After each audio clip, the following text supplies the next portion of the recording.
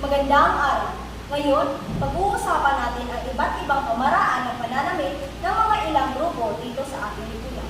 Ngayon, gusto kong simulan sa mga bakla. Sa iyong paningin, ano ang kalagayan ng pananamit para sa kanila? Magandang araw!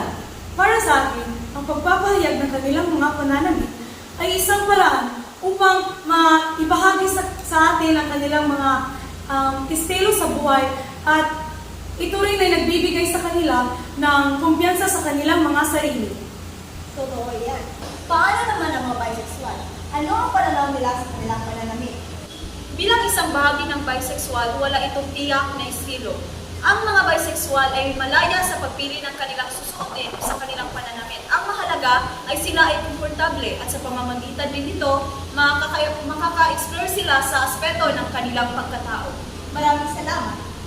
Tumungo naman tayo sa mga emo. Ano ang kanilang karaniwang estilo sa pananamit?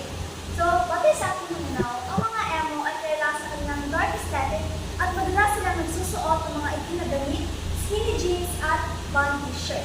Ang kanilang pananamit naman ay mayroong emosyonal na koneksyon at kung saan ang kulay at estilo ng pananamit ay nagsasalamin ng kanilang damdamin. Maganda yun. At paano naman ang mga Digimon? Ano ang karaniwan nilang estilo sa pananamit? Ang mga Digimon ay madalas nagsusuot ng mga makukulay na damit at ito ay karaniwang mayroong kanji o verses o emojis. Kaya ang kanilang estilo ay nagpapakita ng kanilang kabataan at diwa ng kasiyahan.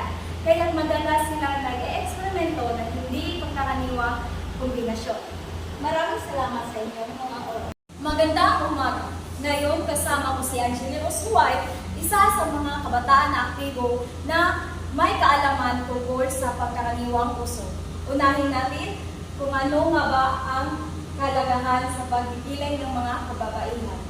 Para sa akin, ang pagkikilay ng mga kababaihan ay isang paraan upang maipahayag ang kanilang mga sarili.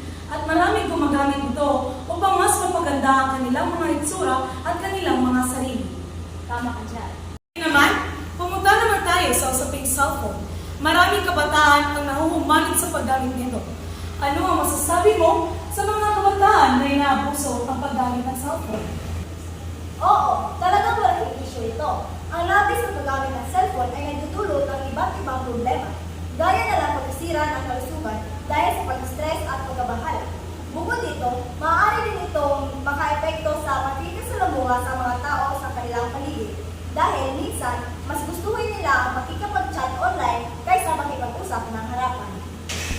Maraming salamat. Ngayon naman ay tumungo tayo sa usapang kolehiyo at mga karanasan na kaakibat nito. Kasama ko si Angela Rosuay upang ipahayag ang kanyang opinyon at mga karanasan bilang isang mag-aaral sa kolehiyo.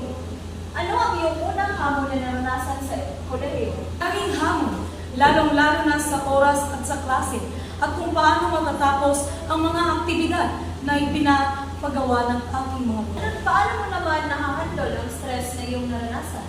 Natuto ako magplano at mag-prioritize.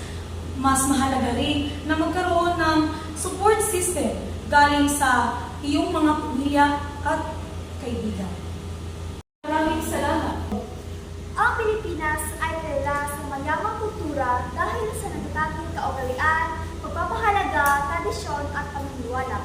Naging makulay ito dahil mahigit na 175 pangkat etniko sa Pilipinas. Magandang araw! At ngayon, ating pag-uusapan ang mga paniniwala at tradisyon kakaiba ng mga pangkat etniko. So, ano ang masasabi mo patungkol dito? So, masasabi ko tungkol dito ay ang paniniwala at tradisyon ay napakalaga. Bakit? Dahil sa pamamagitan nito, makikilala natin ang bawat pangkat etniko. At sa pamamagitan nito, nagsasalamin ito sa iba't ibang kultura, kasaysayan at ang kahalagaan ng bawat isa sa ating lipunan. Maraming salamat. Para sa iyo, may mga tradisyon bang nawawala o unti-unting nagbabago sa kasalukuyan? Oo, maraming mga kabataan ngayon ang mas naaakit sa modernong paraan ng pamumuhay. May mga tradisyon na unti-unting nalilimutan. Ngunit may mga grupo rin na nagsisikap na buhayin ang mga